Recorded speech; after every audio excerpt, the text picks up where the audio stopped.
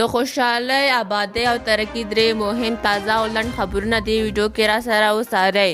لومړی خبر: په لومړي ځل د هرات صنعتي ښارګوټي کې له پلاستیکي خځلو تولید شوي منزوي مالوچ المان ته صادر شول. په دغه ولایت کې منزوي مالوچ تر دې وړاندې قزاقستان او ازبکستان ته هم صادر شوي دي. د هرات د کانونو او صنایعو خونه وایي دغه ولایت صنعتي ښارګوټي د تولیداتو کیفیت ښه والي له امله کورني تولیدات د بېلابېلو هیوادونو ته صادریږي. دوهم خبر: یو شمېر افغان سوداګرو او محصلینو د هند د دې اعلان هرکلی وکړ چې غواړي افغانانو ته ویزې ورکړي. د هند د بهرنیو چارو وزارت تازه اعلان کړی چې افغانانو ته د ویزې ورکړه بیا پیل کړې ده.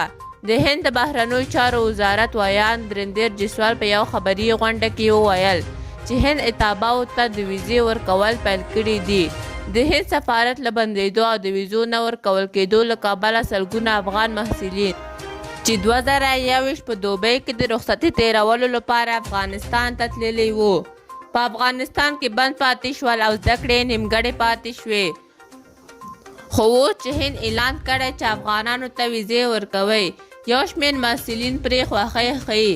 د افغانستان د سوداګرۍ او پانګونې خونو کې د مشرتابه پلوي غړي خانجان الکوزی هم وایي چې افغانانو ته د هند د ویزې ورکړه ډېر اهمیت لري ځکه چې هند په سیمه کې د افغانستان یو مهم تجارتي شریک دی.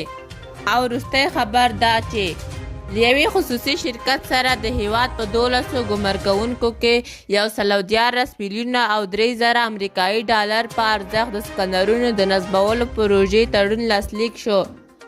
د مسؤلینو په خبره د یادې پروژې چارې د 2 کلونو په موده کې بشپړې او مستقیم او غیر مستقیم ډول به پکې د 2000 کسانو ته د کار زمینه برابره شي.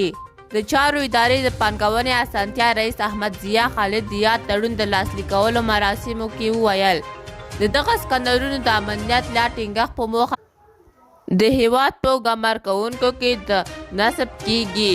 د مالیې وزارت د پالیسي معین انجینر سلطان محمد زبید د دې سکنرونو د تړون د لاسلیک پر مهال ویلي چې د دې سکنرونو په لګولو سره به په هیواد کې ټول صادراتي او وارداتي توکي کنټرول شي.